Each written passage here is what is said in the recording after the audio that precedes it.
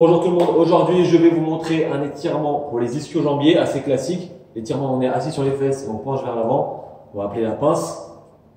Mais j'espère vous apporter des petits conseils un peu utiles pour cet étirement, même s'il est connu et classique. Donc le but c'est de s'asseoir sur ses fesses, de tendre les jambes devant en équerre et ensuite de fléchir au niveau des hanches pour se compresser le plus possible. Comme j'ai déjà montré dans d'autres vidéos, des variations debout. Alors, il va y avoir plusieurs problématiques. La problématique numéro 1, c'est si vous manquez de souplesse, si vous n'arrivez pas à déjà bien mobiliser votre bassin en antéversion, quand vous allez chercher à aller vers l'avant, en fait, vous allez surtout mobiliser les vertèbres. Vous allez aller comme ça vers l'avant avec le dos rond et vous n'allez pas avoir beaucoup d'amplitude. Ça, si vous manquez de souplesse, c'est ce qui va se passer. Donc, vous avez deux options, soit vous, si vous êtes sur votre tapis, vous roulez l'extrémité de votre tapis et vous mettez les fesses dessus, vous surélevez les fesses. Et là, vous allez voir que ça va être déjà beaucoup plus confortable. Ou encore mieux, si vous avez une brique de yoga, vous vous asseyez dessus et voilà, même chose.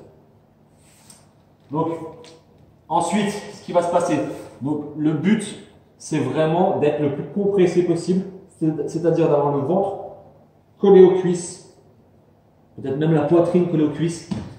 Donc si vous manquez de souplesse, voilà comment vous allez faire. Vous allez commencer avec les jambes fléchies, de manière à coller le ventre aux cuisses. Vous allez saisir soit les orteils, soit les bords externes des pieds. Et là, vous allez tendre les jambes petit à petit, tout en gardant le ventre collé sur les cuisses. Donc ça veut dire que si jamais vous manquez de souplesse, si vous ne pouvez pas aller plus loin, c'est pas grave, vous restez là et vous sortez la cage thoracique. D'accord?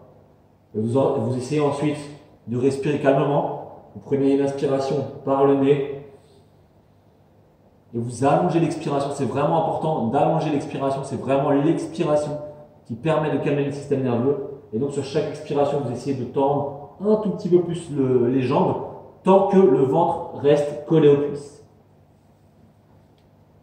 Si vous êtes assez souple, vous pouvez directement partir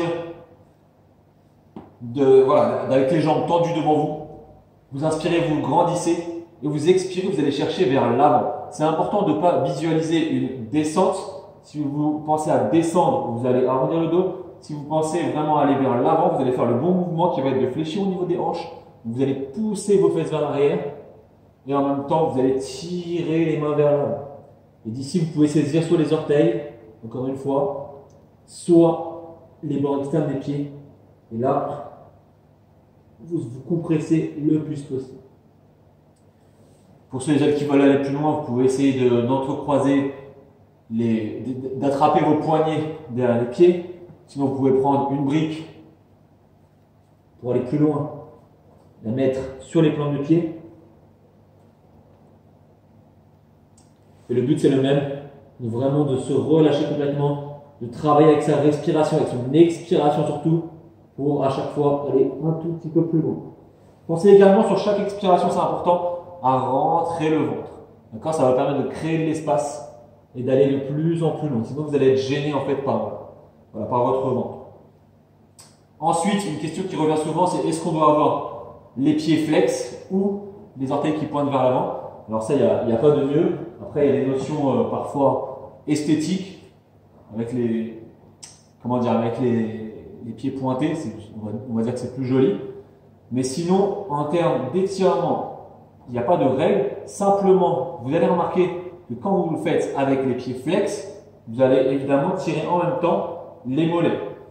Donc si jamais vos mollets sont très, très tendus, si vous êtes limité en fait par l'étirement de vos mollets, peut-être que ça va valoir le coup de le faire plutôt avec les pieds pointés vers l'avant. Comme ça, vous allez pouvoir vraiment profiter de votre étirement des ischio-jambiers sans être limité par vos mollets.